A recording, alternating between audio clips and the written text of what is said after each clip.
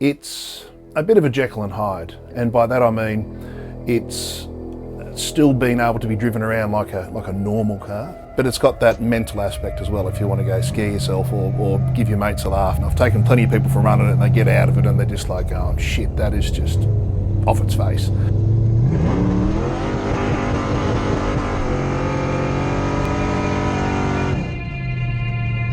I also look at it like a bit of an antidepressant. So if I've had a bad, stressy day at work, I go and either play with the car or I just take it for a drive, and all of that stuff's a whole different world.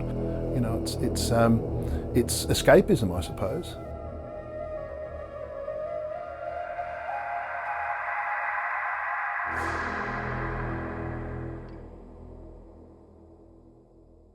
The car runs naturally aspirated in the region of around 700 horsepower.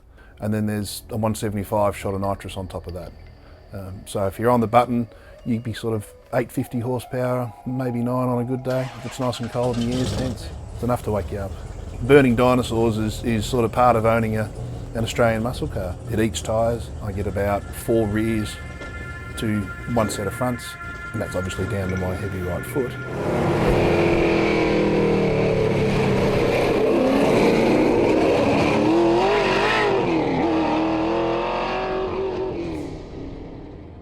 I first saw the XC Ford that I own now back in the mid to late 90s. I was working as a marine technician. There was an apprentice there, a fellow called Chris Brower, who bought this car. And back then it was chocolate brown, or its technical name is walnut burl. And Chris drove that round for a number of years. And then it was involved in a grass fire.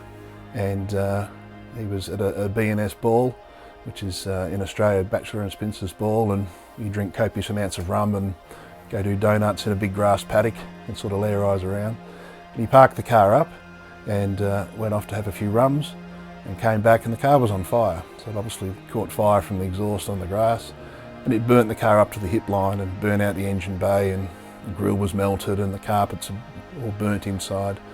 That was sort of it for the car. It was then parked in the shed, and he proceeded to part it out, basically. Sold the engine and sold the dash and all the various bits and pieces of it.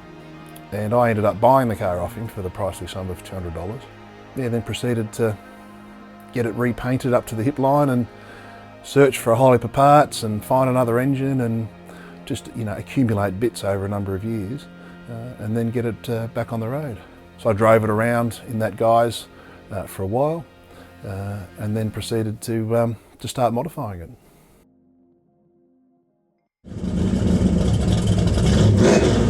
It's a 400 Cleveland engine that's been stroked to 434 cubic inches. It has CHI heads on it. It's got custom extractors. It's got a high-rise 3V manifold. I've recently put fuel injection on it. It's got a March serpentine belt system on it. It's got a 175 horsepower nitrous oxide system on it. It's got a 4/8 stall converter in it, which lets you build the horsepower up before you actually launch the car. It's got Moser centre, Moser axles. It's got a Detroit locker. Runs 411 diff gears, and again, that's just to really get that power down. So it's not fast, about 140 mile an hour fast, but it gets there in 10 seconds. So, and that's the rush.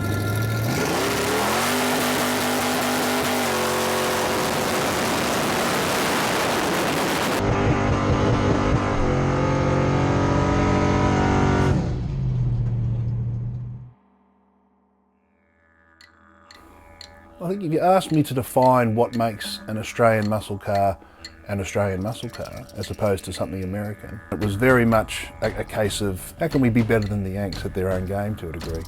And I think the fact that there's a lot of history there with Australian and racing and just, you know, trying to make the best out of not a lot of resource. You know, Americans back in the 60s and 70s had huge amounts of corporate budget, whereas in the Australian market it was much more limited. So there was that we'll make something out of nothing attitude, and you know, a lot of the go fast parts that come out of Australia are now being adopted back into the American market because we've to a degree done better at a lot of those components. When the XC was launched in Australia in 1976, there was a bit of a mixed camp really. The XC was the last of that model run. And what they were trying to do is they were trying to compete for that European market. So a lot of the advertising, a lot of the sales pitches back in 1976 were an Australian car with a European feel. So they used plush velour interiors, they gave them sports dashes, they gave them air scoops. And what they were finding is people didn't really accept the XC, and there was the fuel scare coming in. Australia had just released 27A, which is a design rule on the emissions piece, and what that did is it strangled horsepower in the cars. I think they sold about 150,000 units, which is fairly low production in the whole scheme of things. I think people were waiting for the XD to come out, which was one of the cars that had been shown at the motor shows prior, that this is the future. And they were plastic bumpers, they were very square, quite angular, and that was the real European push. People who were going to buy a car just basically held out.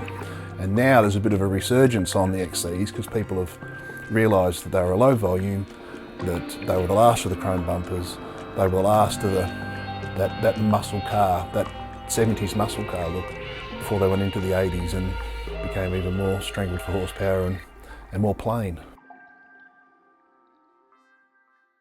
When I take the XC for a drive, as opposed to just my normal daily cars, it's quite a visceral thing. You've got smell, you've got vibration, you've got noise, you've got more power than you can use on the road. So people ask me how it handles. I look at the car and it's got skinny front tyres on, it's got 195 60-15s on the front, and it's got 275 60-15s on the back. And I sort of look at it, and the stance of the car, it sort of squats down in the back a bit and the front's a little bit proud, and again that's designed that way so you transfer weight to the back when you're doing a launch. And of course what that does when you're driving down the road is it gives it I won't say a bit of a whaley feel, but the car does tend to sort of float a bit down the road, especially under hard acceleration, because that front's being lifted up and trying to transfer that weight back. What it does do though is it makes it fairly tail happy. It doesn't take much to get the car wet or dry into a little bit of a slide or a little bit of a power run, and that sort of brings us a big smile to your face.